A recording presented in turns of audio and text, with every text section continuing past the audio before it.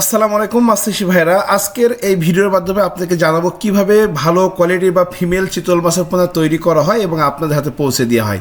এই হাপার ভিতরে যে মাছগুলো দেখছেন এটার বয়স 7 থেকে 10 দিন। আমরা এটাকে হ্যাসারি থেকে অর্থাৎ হ্যাসারির হাপা থেকে আমাদের এই পুকুরের হাপাতে ট্রান্সফার করেছি আজকে 7 থেকে 10 দিন। এই 7 থেকে 10 দিন অ্যাডজাস্ট করানোর পরে এবং পুকুর থেকে বা হ্যাসারিতে আমরা জেলে মারফত যে পোনাটা সংগ্রহ করে ধানিটা সংগ্রহ করে এখানে 7 দিন রেখে দেওয়া হয়, ছোটো ছোটো ধানি। এবার এখান থেকে পুকুর ট্রান্সফার করা হয় এবং এই তৎকালীন পুকুর এবং হ্যাসারিতে আমরা এই যে টিউবে ফিক্স বা এই ধরনের কেঁচো পোকা এদেরকে আমরা খেতে দিই। এটা আমরা আসলে সংগ্রহ করে মাছটাকে একটা পর্যায়ে নিয়ে আসা হয় এবং একটা পর্যায়ে আনার পরে যখন এর গায়ে অর্থাৎ এই চিতল মাছের ছোট ছোট ধানি পোনা একই সাইজের থাকে এবং একটা একই সাইজে হওয়ার পরে দেখুন আজকে পুকুরের মাছটা আমরা দেখাই আপনাদেরকে। এই মাছটা কিন্তু একই দিন বয়স, সমস্ত অর্থাৎ হাপাতে যতগুলো মাছ আছে সবার বয়স একই দিন বা একই সাথে হয়েছে আর কি।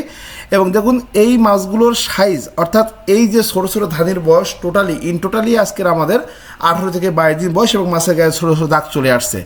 এখন এই মাছগুলো কিন্তু আমরা একই সাথে আমাদের নার্সিং পুকুরে উন্মুক্ত করে দেবো, কিন্তু উন্মুক্ত করে দেওয়ার পরে একটা ম্যাজিক ঘটবে যে কীভাবে আপনারা ফিমেল চিতল মাছের পোনারা চিনবেন। কারণ ফিমেল চিতলা কিন্তু খুব বেশি বড় হয়।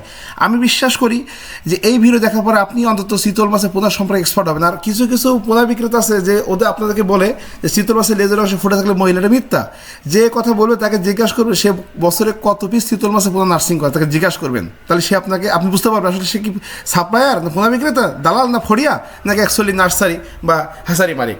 তো আমরা এর নার্সিং করি, আমরা শুরু থেকে শেষ পর্যন্ত আমরা এর রেণু ধানি পোনা সর্বস্তরে আমরা জড়িত। আমরাই জানি একমাত্র আসলে কোনটা মেল কোনটা ফিমেল এবং কীভাবে পোনা তৈরি করা হয়।